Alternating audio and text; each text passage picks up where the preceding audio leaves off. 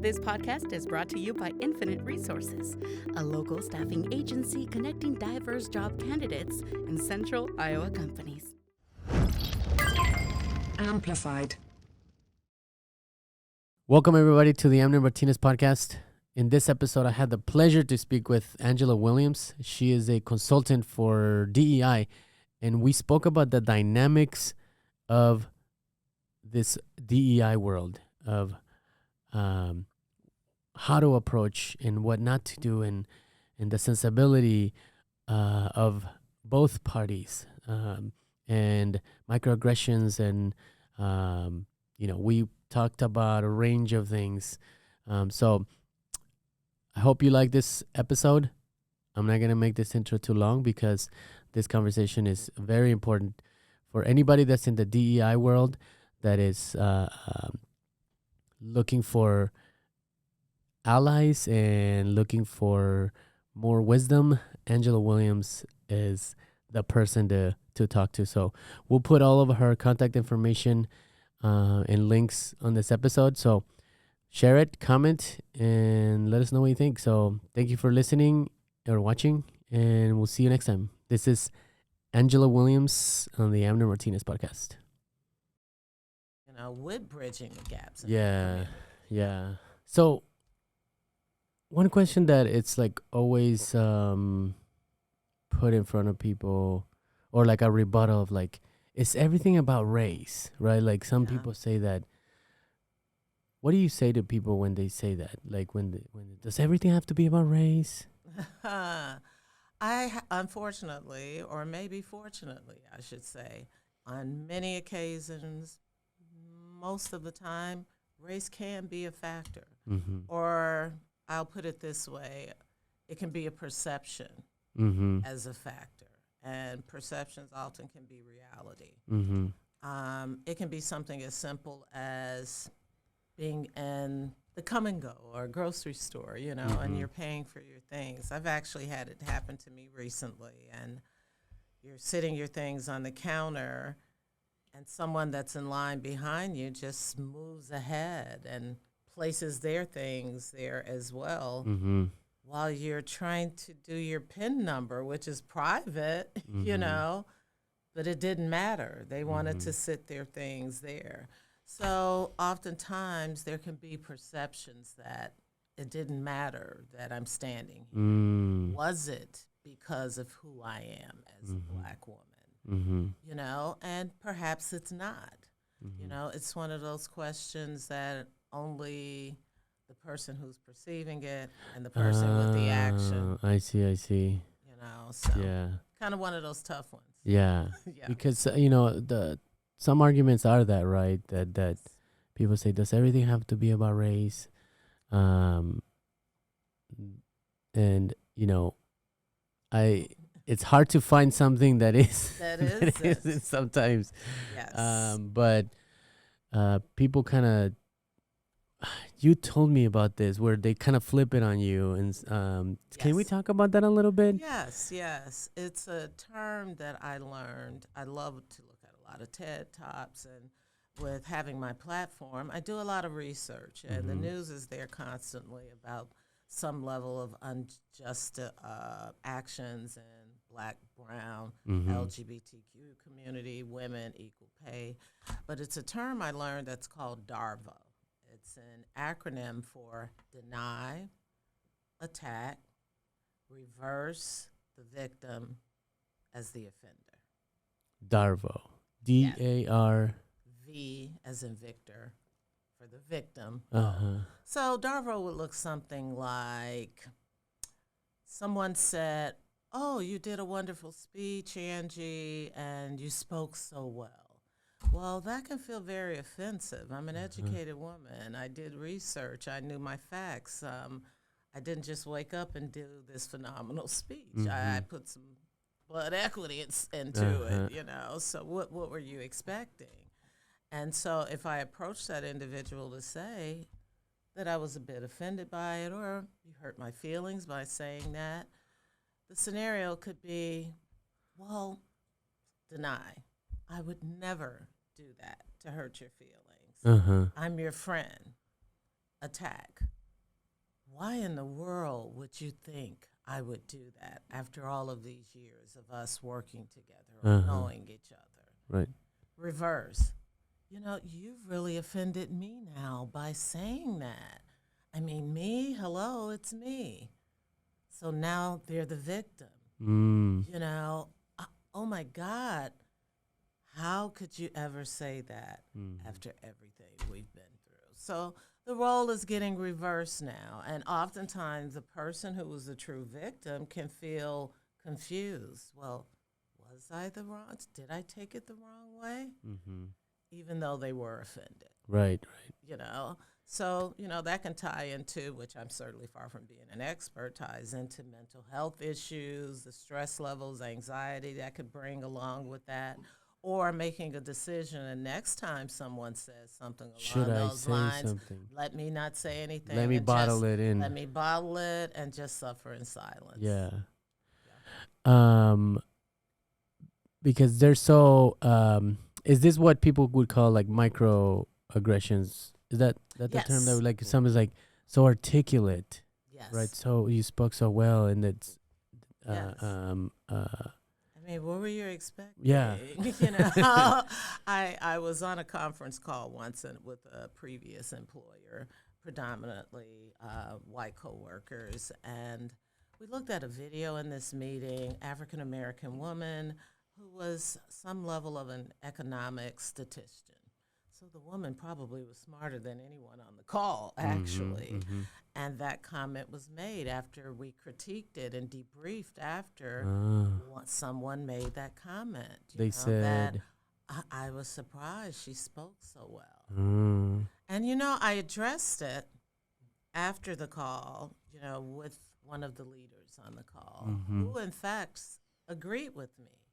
That statement was uncomfortable for her. She was a non-minority as well, and a leader, yet chose not to say anything or correct it at that time. So, you know, it's like you've got children, you know, I've got children, and if they break the lamp now, you don't punish them next week. You know, you have to have the conversation now about what they did and the consequences behind what they did. More often than not, I think people feel like you're calling them out, and in some cases that may be necessary. I choose to call people in whenever necessary by educating them. which is also that puts the responsibility on the person that was the receiver of like making this not uncomfortable for you too. Yes, absolutely. That's such a weird dynamic, right? Like you offended me, but now I have to be really careful about how I approach you about this because I don't want to make you uncomfortable. Yes, exactly. That can be from my hair that you hear about. I mean, we're natural hair. We hear about that all of the time. You've got a news article going on now with a young man who's failing miserably in class because they keep suspending him because of the braids in his hair. You know, why do we have to go through that? I've been in situations where folks have asked me, can they touch my hair? Strangers. When is that ever okay? Yeah, why? Because it's different. So, okay, yours is different too, but I'm not going to ask you, can I touch your personal being? Right. You know, get in your personal space. When did you start getting into this type of work? So you work in the DEI world, I guess, let's call it, because it's how did you get into it, or like it's just been part of your life, like? A combination of things. I'd say it came more to the forefront after George Floyd, quite honestly. I was born and raised on the south side of Chicago. My family purchased a home, 2-flat brownstone, in the 60s when we were maybe the third or fourth black family to move into what I later would learn is a redlined community, you know, which is prominent here in Des Moines as well, in any major city. Oh, okay, right great, there. gotcha. Yeah. And so I've always lived it to a degree, you know, raising 3 sons, Mm-hmm. you know, from boys to men, and watching years of unjust situations happening. Mm-hmm. I've been involved in certain things, maybe in my church or that kind of thing. But after George Floyd, it just really shook me, you know, as you mentioned, how that build up, Mm-hmm. if you will, Mm-hmm. and to see, and this, I'm looking at this man who looks like one of my adult sons, Mm-hmm. who's no one can help. You know, they can't approach these officers, you know, and stop what the whole world saw happening, which was unjust behavior. And for me, it really stood out, again, not only coming from Chicago at that particular time, having a brother, having a stepson, having black nephews in the Twin Cities who live there in and around, Mm-hmm. here in Des Moines, still in Chicago, major cities where these types of things are not, that happen, are not unusual, unfortunately. Mm-hmm. So, you know, it happened, and we're seeing it on the news. And at the time, the company I worked for, it was maybe myself and one other person of color, and no one said anything. Leadership, Mm-hmm. you know, no coworkers said anything.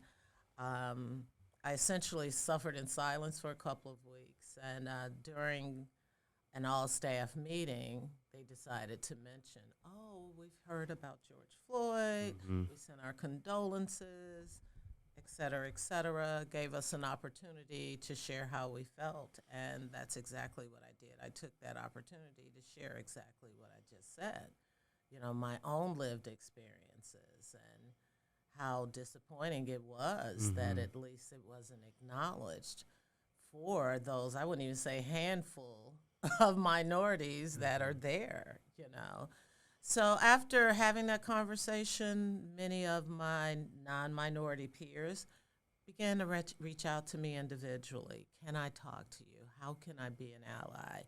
How can you help educate me? I want to be better. I want to learn more. And it just made sense. I was excited and I was thrilled, happy to do it, but it just made sense to bring a group together versus all of these individual one-offs, and which of course I was happy to do that as well. So had an epiphany, you know, let's do an affinity group here. I'll schedule it at the end of the week at a lunch hour. Invite everyone, no pressure, whoever wants to come, learn.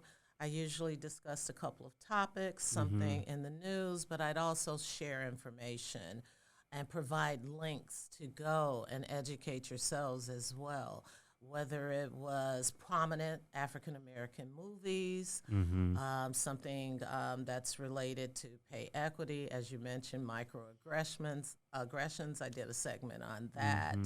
You know, just various things that touch us in our community. And it just grew until me building a website, LLC, getting involved in the community. I've gone over to Grandview University, talked to a couple of classes over there. And as you're aware, most recently was involved with the Ankeny Chamber for their Minority-Owned Business Summit. So it's just been great. You know, it's lived experience personally and professionally. And I've seen things in the 70s or 80s before the video cameras that I'm still seeing today. Yeah. And it's almost, some of the things that I'm seeing are opening old wounds, if you will. So I want to help, if it's opening old wounds for me, wherever I can educate and help prevent it, but also help those others to heal, if you will. You know, Tulsa. I saw a series last night. They're trying to rebuild Tulsa, and they started a series with the host, the actor Morris Chestnut. Okay. And they're trying to rebuild it. You know, that was a strong, rich in culture population in Tulsa, Oklahoma in 1921, with roughly 40 blocks that's been reduced to maybe 4 because it was destroyed. You know? So to watch that and that history, try to revitalize The New York Times has this very cool website. Have you seen it? I'm not You sure gotta which one. you gotta look at it. So you go to the New York Times, Mhm. and it's Tulsa, where they used to be called the Black Wall Wall Street, Street, Black Wall Street. and it's this virtual tour that like you can really walk through the not walk but like scroll through the streets, and the businesses that were Yeah. there pop up, and it's Yes. you have to see it if you haven't. Ah, You're gonna yes. love it. I would. You know, so that sounds very exciting to hear that. But I wanted to ask you something, and you don't have to answer it. Sure. Sure. But you're the mother of three Mm-hmm. men. Mm-hmm. Um, uh, and obviously this, the killings of black men is, like you said, it's just being shown on video. So it's been happening Yes. since the conception of this country. Yes. At what point, as a black mother to black children, boys, at what point does the mother start to get concerned of the yes, when does your fear start to kick in? How about the day you take them home? Pretty much. And the reason I'll say that, I'll also mention, not only do I have three sons, I have one sister. She has five boys. So pretty much we're a village, if you will. Right. So we're talking 8 now, Mm. plus a little brother who is in that age group. Mm-hmm. That's 9. So we were always kind of that village. Now, we always taught them the importance of the fear of God, education, doing the right thing. Mm-hmm. But we also had to have the talk with them. I'm sure you've heard that phrase Yeah. of what to say and how to avoid interactions with the police. So Mhm. this was pre-George Floyd. Right. Yes. And what really was striking for me after George Floyd is I got a memory of that. Wow, I'm teaching them at 5, 6, 7. I taught them very young. Those are the ages I had to work. They had to walk to school. Mm. It's also the talks about, staying away from the bad crowd that every parent has, no Right. matter your race, creed, or color. Right. But it's a different line to, talk about that, but to also be very clear about how you interact with the police. If they stop you, regardless if you're doing something, just say, yes, sir. If they ask for your book bag, just give it to them. It doesn't matter. And say, yes, sir, regardless if you've done the right thing or not. And that's tough for a mother to have to say that, to tell your child back to Darvo, to kind of suppress your right to share being treated unfairly. Mm-hmm. Mm-hmm. So, yeah, I'd say for mine, maybe around 6 or 7. That's Wow. school age. Yeah. Yeah. And you, South Side of Chicago is not necessarily known for being. It's a high crime, or like what's the? I know we talked about Chicago a little bit, and this might be a bit of a. But the reputation that South Side of Chicago has, is it? How is it? You're from there. Tell me about the South Side of Chicago. I'll tell you 2 or 3 sides of Chicago. My era growing up, vibrant on the south side of Chicago. Again, my parents were homeowners. As time went on and it became more of an African American community, it was still family focused, family oriented. Hey, if your neighbor saw you doing something wrong, you were afraid they were going to tell your parents. It was that type of village. Block parties every summer.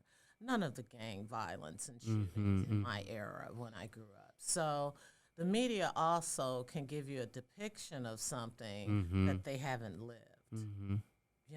Sure.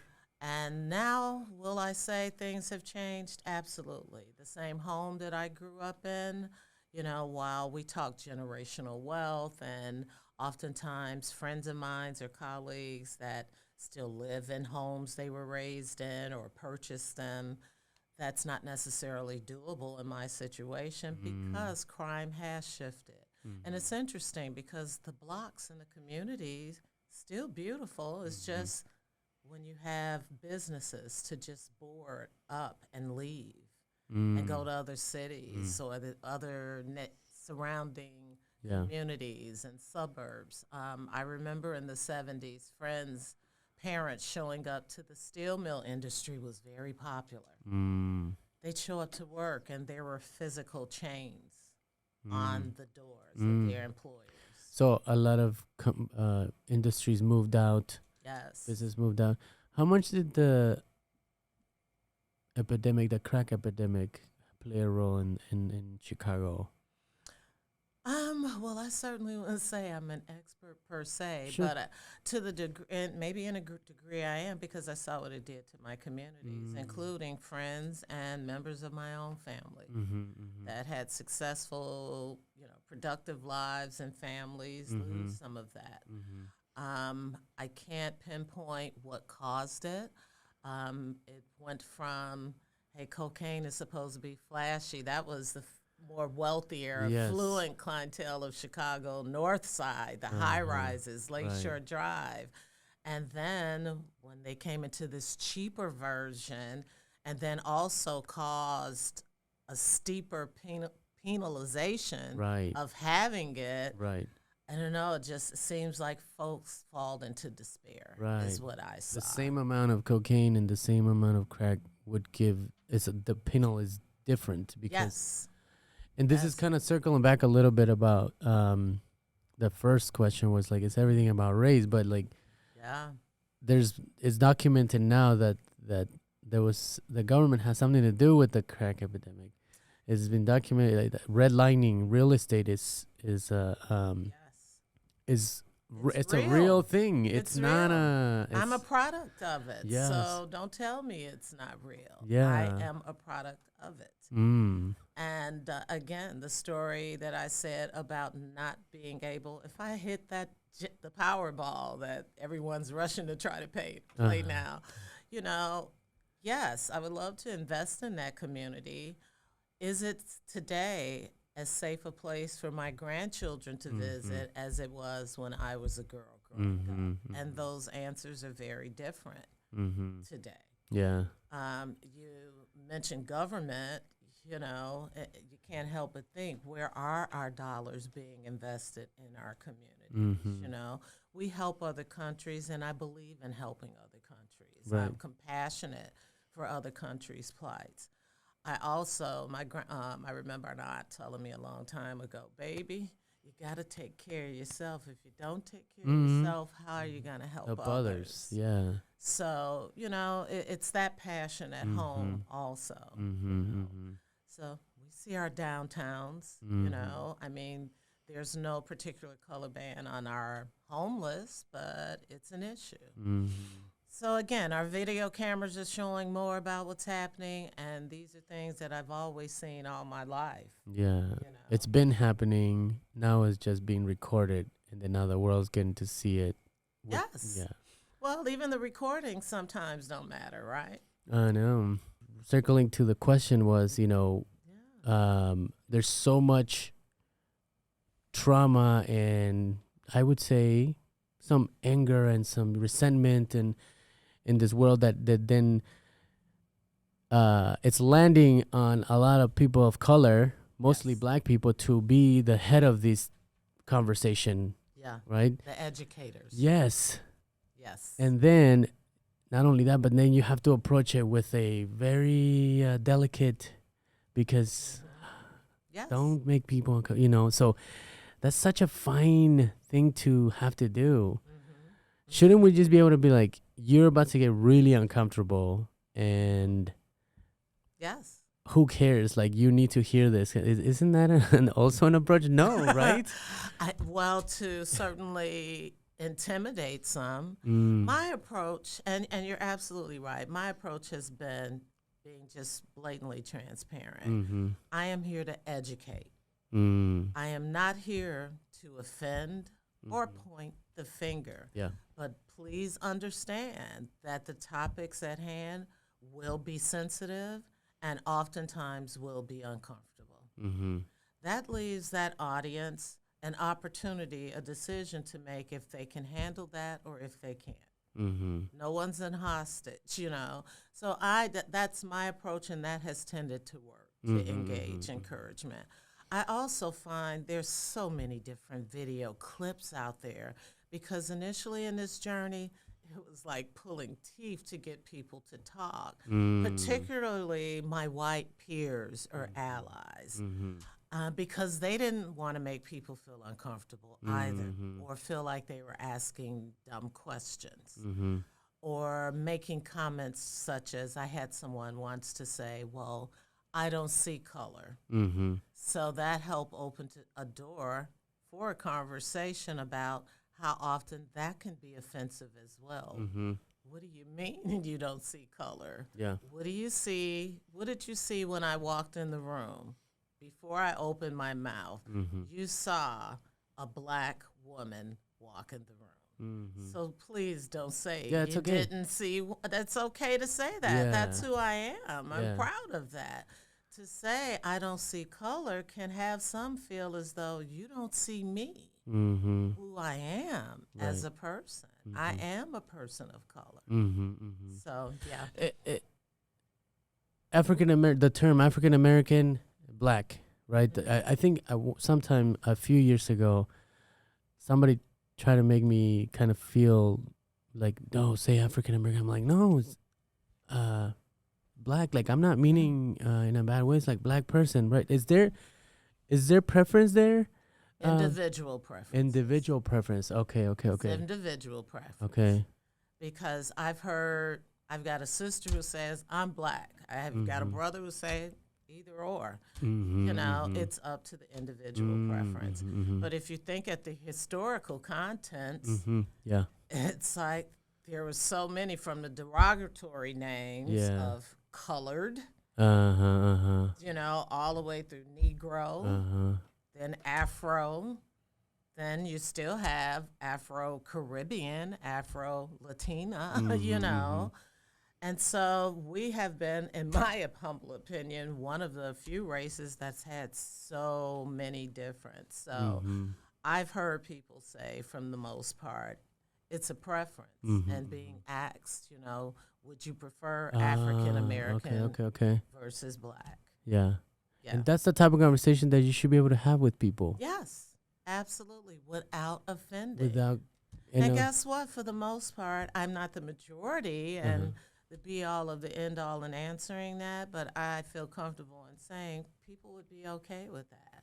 Ask me. You It's just people don't. I don't bite. Yeah. People don't want to get uncomfortable. Yeah. They don't want to be wrong. They just want to be But safe. then oftentimes they make assumptions, which turns into something that doesn't turn out too well either. Right. Yeah. It's interesting how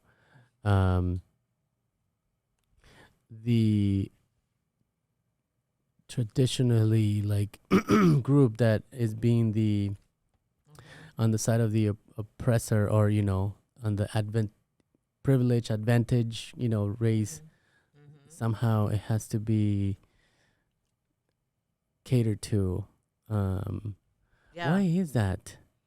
You made me think about a nephew I'd heard recently. I think it happened a couple of years ago. A couple of nephews of mine, elementary age, same dad, different mothers.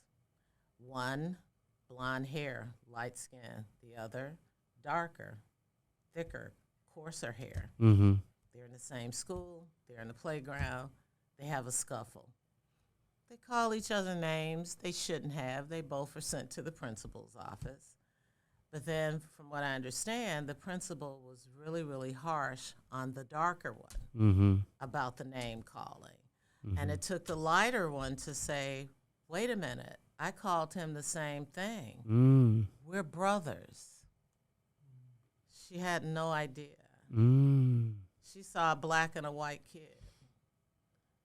And she was the principal. So, assumptions. It's in our DNA, isn't it? Yeah, we're products of our childhood. And some of it is because of that lack of knowledge. We know what we know. If you're raised in an all-black community, I was pretty much. I heard things. I had my own biases too that I've had to learn to get past with assumptions, Right. because this is all we know when we're siloed. Mm. I'm trying to break some of those silos Yeah. to understand that we have more similarities than we have differences. Disease, the IRS doesn't care what color you are. Yeah. So let's break those boundaries whenever we can. Yeah. And it's a type of work that is a lot of energies goes into it, and it's disillusioned because you kind of almost feel like, am I making any progress here? Did I make any impact? Yes. Did I offend someone? Yeah. That still comes up even for me. Mm. When your group's lunch and learns go from 25, then all of a sudden in 6 months down to maybe 5 or 6. Mm. And then you get it's like the stages of grief. Mm-hmm. And I guess it is, now that I hear myself saying that, you feel a little angry. Well, they were never interested. Or then you feel like, well, did I do something wrong? Could I have said something differently? And, you try to find and make excuses, and then you start feeling sad. You mourn a little bit, And then for me, you have to take a step back sometimes, regroup, revamp, re-energize, because that can be very emotionally draining for me. I do research. I want to bring facts. I want to bring data to the table when I can. For example, when we're talking populations with policing, here in Iowa, the black population is roughly 4%, but the incarceration rate for black people is about 26. I'm not a mathematician, but those numbers are pretty staggering and can be heartbreaking. So, you have to re-energize yourself. You have to look at it from a broad perspective. I have to step into other shoes. I have a family of what I like to call a rainbow coalition. I have biracial nieces, nephews, as I just mentioned, grandchildren. Love them all. In-laws, love them all. But do we run across learning curves sometimes? I say yes, sometimes. From an adult, I'd say more from an adult perspective than the kids, because the kids, this is who they are. They just come into this natural interconnection and connectivity. Whereas adults, when we begin to blend out of different cultures and backgrounds, it's a bit of a learning curve. But you know what? It happens easily if you're willing to learn and ask questions and be open to change, because that's simply what it is, changing some of the things you do. Yeah. And so we were at the Ankeny Chamber, and you gave a class, and I enjoyed like the approach and the tone of it's about an hour of like, so what's like a 101 on DEI that, if somebody was to say, Angie, come to our office and give us some, your services, how do you start? Well, I always I look at what type of service it is. Okay. Again, I mentioned Grandview. Well, my focus and presentation with them was dealing with the challenges for minorities in academia. And I began by talking about where it starts from grade school. Again, where there are alarming numbers of African American kids being highly suspended from school, which sets the pace before they even get to high school. By the time they get to high school, they've already got a record of being suspended for frivolous things more often than not. And so now they begin to get suspended in high school and begin to feel like, hey, I'm behind, I'm not up to speed with the rest of the kids, why bother? Thus, the dropout rate becomes higher. So I like to frame my presentations and discussions, whether one-on-one or in a group, based on the need of the individual. Okay. If it's the basic history, our history, I have an Ancestry.com site with my family where I was able to trace back to 1874. That was awesome. But Mm. unfortunately for us and during that time, there wasn't a lot of documentation Mhm. about our history. 1874. So that is how many years ago? Wow. Well, Like the over. Emancipation Proclamation was the end of slavery was 1865. So Oh, it so was just maybe right 10 after. years or so after. But I may have seen one or so that was somewhere in that 1860s That is time wild. frame. That has taken place, right? Like humanity, we're as beautiful as we are. We're Yeah. horrible. Like we're Yeah. monsters. Yeah. And I can't reach back and find that history. Mm-hmm. We, as an African American black group, our history gets cut off, including our birth. Mm-hmm. There were midwives, they documented things caught fire. Mm. We were bought and sold, so we were simply a receipt. Mm. How many of your receipts do you keep for years? You know, and yeah. How was that experience for you going through that discovery? How was emotionally? How was that? It was very emotional, particularly because I asked my mother, my dad, I lost him almost 10 years ago, but I asked my mom and my aunt, her sister, at the time, a lot of questions, you know, so that I could dig further and further and further. And so it became emotional to hear some of their stories, you know, because this is their grandmother or their great-grandmother, you know, and these were tough, strong women, you know, who ruled with the iron fist, you know, the fear of God and hardworking and growing up in rural Arkansas or my dad's family out of rural Mississippi and how my mom's parents migrated to Chicago and then brought her and her siblings when she was around the age of 11 years old. You know, my mom's 88 years old today. She will not leave the Chicago area. I cannot convince her. But Yeah. hey, thank God she still gets in her car. She's still active, so we don't pressure her. Well, we can't. She's tough.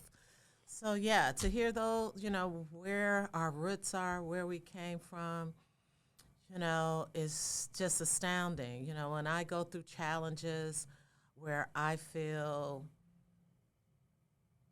treatment isn't equitable in my professional career or pay disparities or anything that microaggressions perhaps that I face, like in my home office, I keep pictures of my great-grandmother, my mother, my grandmother. And those days that I want to scream, I look at those women and I realize they never even got a degree. I've got two. That how proud I know they are, you know, and the things that they've gone through. You know, my great-grandmother in the South cleaning the homes of white homeowners and didn't own her own. And yet here I've been blessed to have purchased 3 different times. Yes, I know she's proud of that. So those things keep me going. You know, they can bring tears. They can make me oftentimes feel very sad. But then I look at them and say, nope. Strength. You know, that strength came from what you went through. And I think that's, you know, we're the people that are in DEI, they're probably more equipped because of the experience, Absolutely. right? And that's probably, now that I hear you talk, it's like, who else could educate but the person that has been through it and has the background and the blood and the memories too, right? Like I interviewed Jonathan Buffalo. He's one of the elders of the Meskwaki tribe. Oh, It was a beautiful conversation, and just what you would think you would when you talk to a Native American. That's how it yes, went. yeah. But he said, you know, we remember the Cybertooth and the mammoths, like that we've been here since the Ice Age. So he says that those memories have been passed down to. Yes. So this gets passed down too, right? Like Yes. memories, good and bad, and trauma generation. That's where the generational trauma comes into play. But I don't know if people understand I think they just roll their eyes sometimes when they hear that, but it's real. It is. It is very real. It's not just a cliche to say, you know, you don't know where you're going if you don't know where you've been. Mm-hmm. And oftentimes, I think that's a challenge. You know, more often than not, again, as we've touched Chicago, you hear so much media news about the bad things in Chicago. Well, guess what? I hear about bad things that happen here. Mm-hmm. Mm-hmm. You know, it's everywhere. Yeah. Bad people are everywhere. Right. Bad situations. I understand there's perhaps a larger focus on Chicago, New York, Miami, the larger cities. But they're larger cities with fewer resources as well. Mm-hmm. I grew up in an era of YMCAs that we had to go to that were safe places that didn't have to be labeled safe places. And then by the time I was a teenager, there was just an empty, dried up pool at that same YMCA because of a lack of resources. So when you don't have access, then oftentimes you create your own way of amusing yourself, entertaining yourself, making a living. It's not always the right decision, but it's a domino effect. You said something that made me think of like the perception of like crime. Crime is not a bad person is a bad person because they're a bad person, not because they're brown or black Yes. or, you know, Yes. any, like it's not synonymous with a race, Yes. but there was a time. I mean, I remember I was in California when Rodney King, Yes. happened, and there was a time where it was synonymous with either Latinos or blacks, Yes. and then I remember, this is a personal memory of mine, that I'm like, when you're watching the news and you know, local news, right, and you hear something's bad happening, and then they're about to put a mugshot, and you're like, oh, don't let it be, and they're like, oh, it's a Latino, dang it, like, Yes. you've had that feeling too, like, Absolutely. right, and then it's like, why, like, it's not, and then that just reinforced the fears of Yes. people that are not, you know, people of color. And so do you feel like that's kind of I don't know if I feel that same way that I used to, like in the 90s and early 2000s? Do you think that's making any progress a little bit of like crime being synonymous with people of color? Yes. I think I think there might be a slight shift because, again, the media is just showing so much of what's truly happening. But I was a bit hesitant, in all honesty. Perhaps it's a bit of bias myself, again, in my own experiences, because, again, when a Latino man who has tats or a black man who has tats and 6'2" and, you know, kind of a mohawk haircut walks into the room, will there still be a pause? Absolutely. And they could be CEOs of a startup tech fund and millionaires. Appearances also, you know, create assumptions. Yeah. You know, so that has to tie back into our color as well. Yeah, I added the tattoos and the mohawks, but, you know, it's still about that appearance. Yeah. So some people are going to always feel that way. Uh-huh. You know, as a woman, I'm going to be conscientious if it's 10 o'clock at night and I'm kind of in it going through the Walmart parking lot and I see a couple of guys, I don't care what your color is, you're a man coming in my direction, you Yes. know. Yeah. So that's one scenario. But yeah, unfortunately, we have a long way to go. Yeah.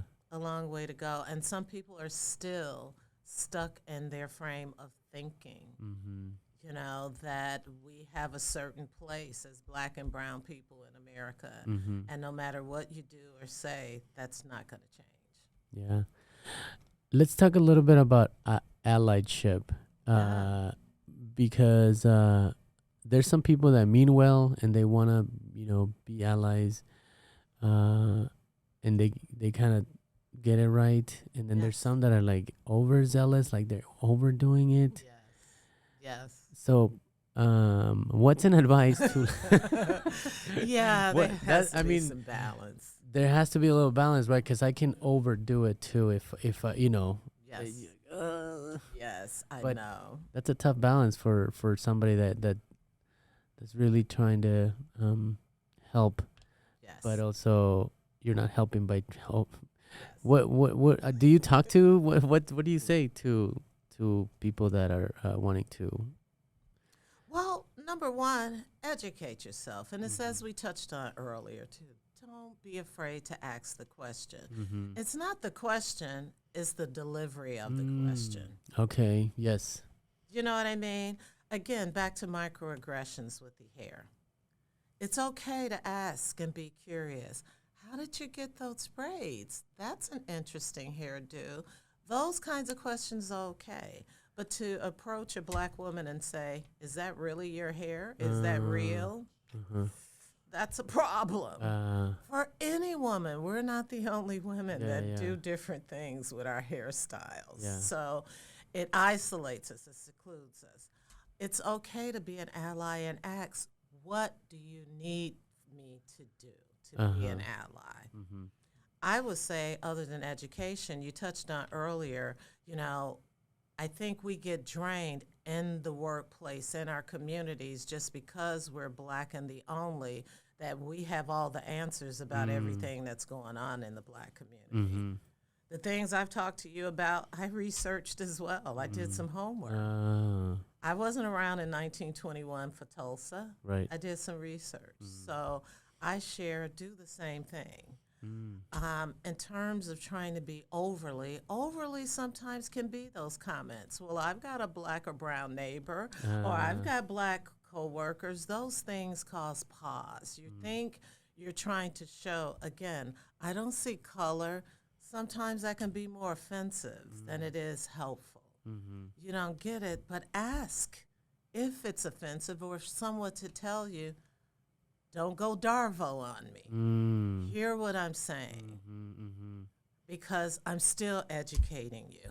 I'm calling you in, and be willing to hear me and understand that. Be willing to like step in and ask the question and be ready to feel an urge of awkwardness. Yes. Like an oozing of like shit. Am I? You know, like, Yes. that's okay too, right? It's okay. I'm not beating you up. Yeah. I'm calling you in. Yeah. So that we can't do better unless we know better, you know?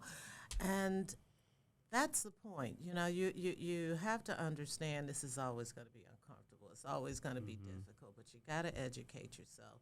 You got to be willing to be uncomfortable. You got to be willing to change your way of thinking. Change is inevitable. Growth is optional. So again, it's about an option to change your thinking and being willing to do that. So that's where my advice typically comes in, because I have friends even that don't get it. I have friends, it's interesting, I have friends that even maybe have black or brown husbands or children, but that we're products of our childhood. So even at 40 years old or 50 years old, their thinking is the way they grew up. Even though they've evolved and seen things, still, you remember I remember my grandma said that or did it this way. So some things stick with us. We just have to be open. What about like for example, like a corporation, right? Like do you see lack of participation from people of color, like, or because you know you're a leader, like you're willing to step into it, you're like I'll create this group or I'll talk about this. Is there a little lack of I'm not in corporate America, so that's why I'm asking. I mean, I guess we have this business, but like it's a small, you know, so that's why I'm wondering, like, is there participation? Yes, and I do get involved. I've been involved in previous roles. I'm involved in my current company. I'm excited when organizations are open to have these difficult conversations, to invest in their people, whether they're people of color or non-minority as well.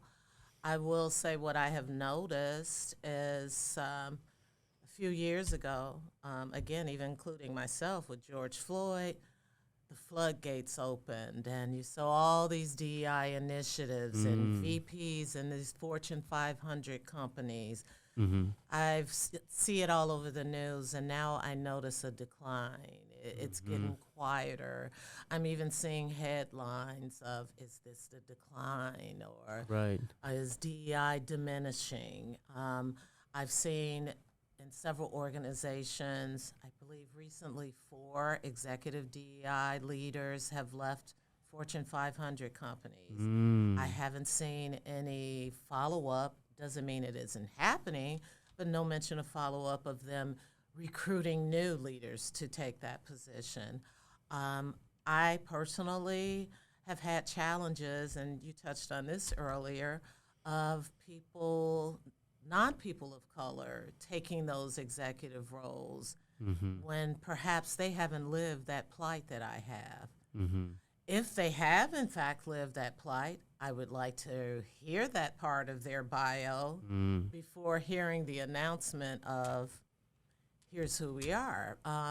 It's no different than equating, we talk mental health, and I'm glad to hear more people in the Black and brown community being receptive of that, especially for this reason and so many others, but particularly for this, because we've buried it and we just hold it, and it's coming out in our health and heart attacks and high blood pressure and anxiety and all of those things. But if you're sitting across from a therapist who looks nothing like you, who has no clue about your plight, they could have graduated top of their class in grad school with a PhD.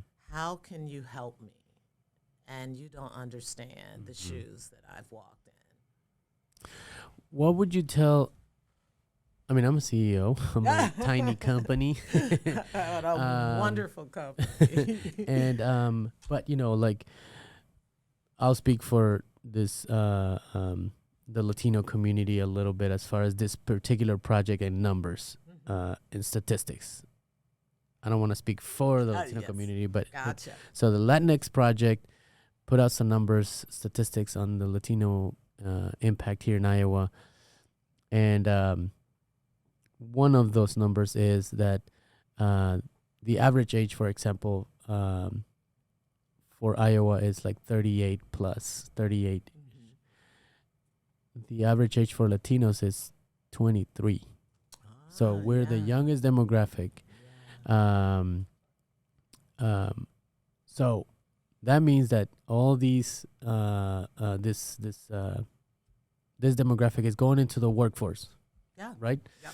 Or is already in the workforce. Yes. Or is about to after college. A CEO, what would you tell a CEO to make it make sense to them that how this is there's an ROI to this DEI conversation. It's not just a cultural thing, or it's not just to like how do we get that to, because CEOs at the end of the day they think about the bottom line. Absolutely. So how do if you had somebody, a CEO in front of you, what would you say to them to make it make sense and to like be sold into this movement? Absolutely. Well, you have to look at workforce in general before that candidate walks across your threshold. What is your recruiting practice? How are you trying to attract various demographics, whether it's their backgrounds and cultures or that age demographic? I'm a boomer. Proud to say a baby boomer. So when we're getting into Gen Z or, that much younger demographic, their needs versus mine are different. And so as a CEO, you're also working with various demographics, not just their culture, their genders, their ages. What is the need? What is the ethic and the need today for each one? Again, my needs versus a 23-year-old's can be different. Hey, I've been in IT for quite some time, so I'm accustomed to having some flexibility to work from home pre-COVID. Now that COVID has kind of subsided, coming back, more CEOs are talking about coming back in the office. Well, are your teams being more productive at home If they're not, yeah, I can see the reasoning for bringing it. But are you bringing them back without even garnering their opinion of how productive they can be for your company, for your ROI, for your bottom line? So, and even in little things oftentimes matter. I worked for an organization once that forgot about Black History Month, but yet there were two of us. So no matter what, when there are major holidays, to show that cultural balance, not just for Black or brown, but whether it's Jewish and I know you do, but I would say that to any CEO. Broaden your reach when you're looking. Go into the classrooms, Maybe some people in that demographic don't realize that your business even exists for what you're doing. They think, I've been in healthcare. I used to go out and talk to students. They thought nurse, doctor. Well, I talked to them about radiology technicians and registration clerks and working in clinics, and their eyes just brightened. So again, it's about more education, but understanding what the need of that demographic is as well. It's just, it's amazing to me how, hiring, retention is big in corporate America, but yet something as environment and culture, it's kind of being put to the side, which it's like you spend just as much time at work than at home, so you should want to make it very, I'm here to work, but also like there's a breath of fresh air here because people get me, people understand me, and I feel valued. I spoke to somebody that works for a big corporation, and they're in a role of DEI, like part of their role is like employee research group or something like that. The letters change, I guess, but but as I'm talking to them, they almost seem like hopeless a little bit because like it's a mammoth of a company, and it just seems like in my mind I'm like, are you making any impact then? Because you're telling me all these roadblocks that you get. I don't even know if there's a question. It's just like these companies have gotten so big that they've lost any human kind of aspects to it. It becomes a checklist. Yeah, and then it's like maybe some of them are just like, let's put somebody on that role just to say that we have them, and then but imagine if you were really doing it and executing any strategies. Imagine how robust that company can be, even more than just, Absolutely. I've seen it, I've heard it, and I don't understand it, but it's, as I alluded to earlier about where I started, and it begins to fade. We're seeing that fade, if you will, where it becomes a checklist. Right.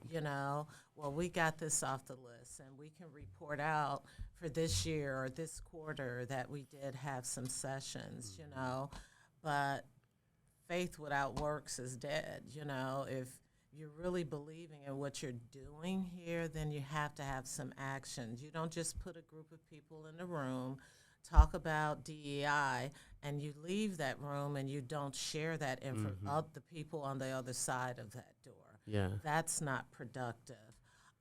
If you say you're going to do something, do it. Right. Keep your word. Yeah. Ask people again, what does this mean for them? What would they like to get out of this versus saying, here's the list of our format and our agenda topics. What do you need to discuss to reach people? What's really impacting them? But how do you do that in a safe space? That's what I try to do with Time for Change. I try to set up sessions that make people feel safe to share. It's kind of like, hey, we're in Vegas. Whatever's said here stays here. Let's be honest. There are no stupid questions. I'm not going to allow someone to say something to offensive to offend people, but it's okay to ask when you don't understand. And I think corporations need to be willing to do that and not afraid to do that. Some aren't. I give them kudos. Others are afraid. They're afraid if they don't do something, it's a problem, and they're afraid that if it maybe gets a little too far in the weeds, in my humble opinion, that could cause a problem as well. It's and maybe you can follow this, but I think that companies put, they hire marketing gurus to get like, what is the best marketing strategy here? What can we hit the psyche of the consumer, right?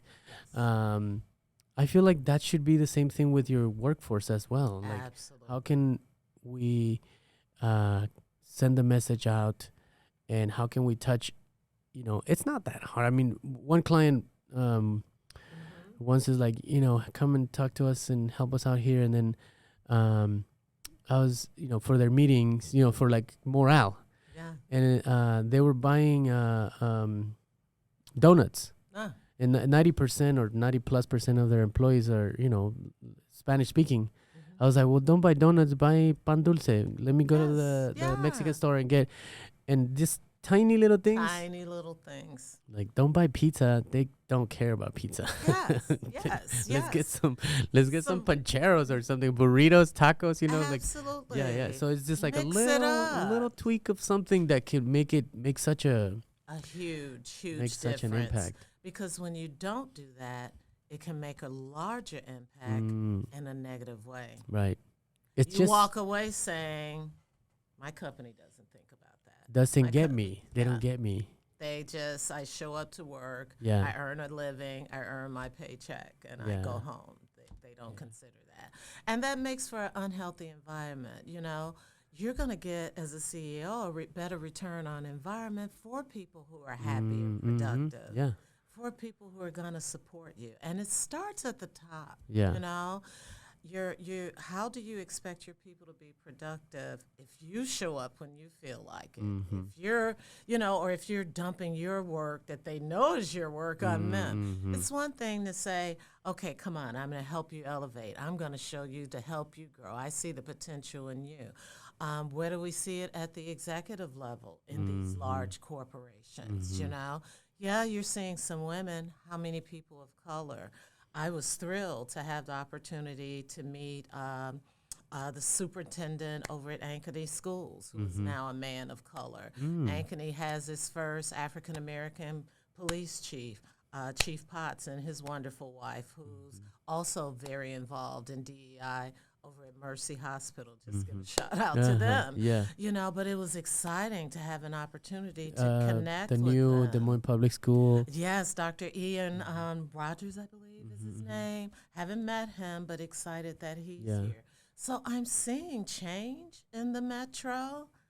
I just hope and pray that the same people who are supporting them being here are also listening to what they have to say and being willing to be flexible with change and doing something new. Right. Because we can't continue to do the same thing over and over, expecting different results, right? And I kind of want to touch a little bit on that. I interviewed a Mexican-American woman that's a CEO of a large firm, a global firm, that she's out of here. And she said the same thing. She's like, you have to diversify your boards. Yes. Sometimes she's like, sometimes I'm the only woman in the room. And so if you want your company to succeed, start at the top, diversify your workforce, diversify your executive management team, and then it just kind of will trickle down to this modern day company. Yes, absolutely. Absolutely. I agree. Yes. Well, Angie, thank you so much for coming and talking with me. I hope that we have more lunches and more more conversations. So we can go on and on and on. I know. But we'll make sure to put your contact information. You do like what type of work? Consulting. Tell us about your services. Well, certainly I right now work for a wonderful major company here in the downtown area, so I have a full-time job. So I want to be clear about that. But no, I always make time again in the community to get involved. Once you go to my website, Time for Change, blacktabletalk.com, you'll be able to see all of the various services I offer, whether it's coming out into the community on academic level, as I mentioned earlier, also from businesses, just to share ideas, to educate in various topics based on the need of the organization or the client. So there's certainly flexibility there. Yes. But yeah, thank you so much. We'll put your website. Well, thank you very much again. Thank you for having We'll have to me. do it again sometime. Absolutely. All right. Thank you. Thank you. This podcast is brought to you by Infinite Resources, a local staffing agency connecting diverse job candidates and central Iowa companies. Amplified.